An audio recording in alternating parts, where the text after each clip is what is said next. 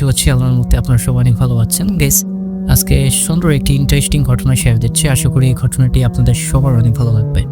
তো ঘটনায় যাই। ঘটনাটি যিনি আমাকে যেমন করে পাঠিয়েছেন আমি তেমন করে আপনাদেরকে শোনাচ্ছি। আশা করি ভালো লাগবে। আমার বয়স তখন 10, বয়স কম হলেও বেশ কিছু বুঝতাম। আমাদের গ্রামে তখন বিদ্যুৎ ছিল না। রাতের গরম সহ্য করার জন্য জানলা খুলে ঘুমানো ছাড়া উপায় ছিল না। সেই সময়টা ছিল আমের মৌসুম। আমরা ছোটরা প্রতিদিন সকালে আম কুড়ানোর খেলায় মেতে থাকতাম। একদিন ভাবলাম মায়ের সাথে ভোরে আম কুড়াতে যাব। মা আমাকে আগে বলছিল খুব ভোরে নানির সাথে নামাজ পড়ে আম কুড়াতে যাবে। আমি বললাম আমাকে কিন্তু ডাক দিও। মা কথা দিয়েছিল। সেই রাতে শুয়ে পড়লাম। মাঝরাতে আচমকা মনে হলো মা আমার পাশ থেকে উঠে গেছে। আমি তাড়াতাড়ি উঠে তার পিছনে নিলাম। মা বাড়ি থেকে বেরিয়ে যাচ্ছিল।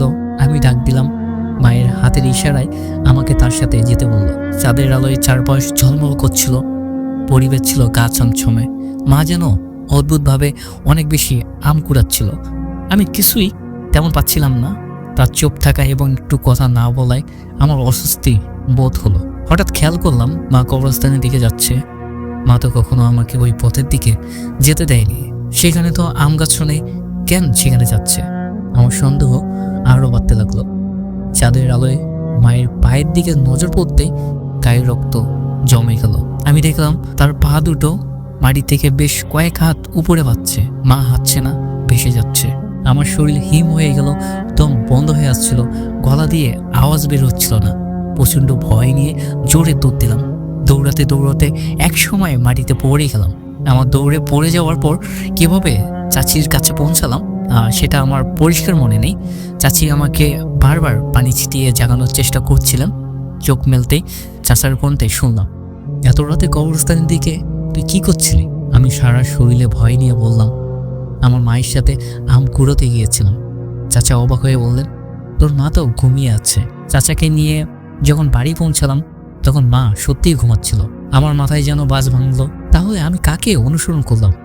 পরিবারের সবাই জেগে উঠল আমাকে এত বিপস্য দেখে। মা উঠে এলো। তখন আমি কেঁদে কেঁদে সব খুলে বললাম। মা বিস্মিত এবং আতঙ্কিত হয়ে তিনি বললেন, আমারও এমন অভিজ্ঞতা হয়েছে একবার। সেবার আমি ভোরে নানির সাথে আম কুড়াতে গিয়েছিলাম। কবরস্থানের কাছাকাছি পৌঁছে দেখি কেউ যেন ফিসফিস করে আমার নাম ধরে ডাকছে। আমি তাকালাম, কিন্তু কেউ হয়নি। এরপর কবরস্থানের ভিতর দিয়ে যাওয়ার সময় পিছনে গা ছমছমে অনুভূতি হচ্ছিল।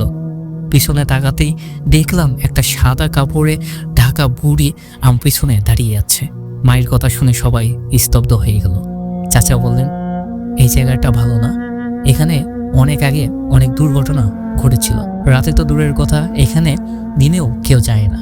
পরের দিন সকালে চাচা আমাকে নিয়ে কবরস্থানের পাশ দিয়ে গেলেন। সেই জায়গায় গিয়ে হঠাৎ একটা ঠান্ডা অনুভূতি হলো। গাছগুলো এমনভাবে দুলছিল যেন বাতাস ছুঁয়েছে, অর্থাৎ একটুও বাতাস ছিল না। চাচা বললেন, এই জায়গাটা ভুতুড়ে, এখানে খারাপ জিন আছে। এরপর থেকে মা আর কখনো ভোর রাতে আম কুড়াতে যায়নি। পরিবারের সবাই আম কুড়ানো বন্ধ করে দিল। আমরা বুঝলাম কিছু জায়গার রহস্য অজানাই থাকা ভালো। গাইস, ঘটনাটি কেমন লাগলো অবশ্যই কমেন্টে জানাবেন। আর আপনাদের যদি কোনো ঘটনা থাকে তাহলে আমাদের সাথে শেয়ার করবেন। ইনশাআল্লাহ আমরাও সেটা প্রচার করব। তো দেখা হচ্ছে সুন্দর একটি নতুন ঘটনায়। আল্লাহ হাফেজ।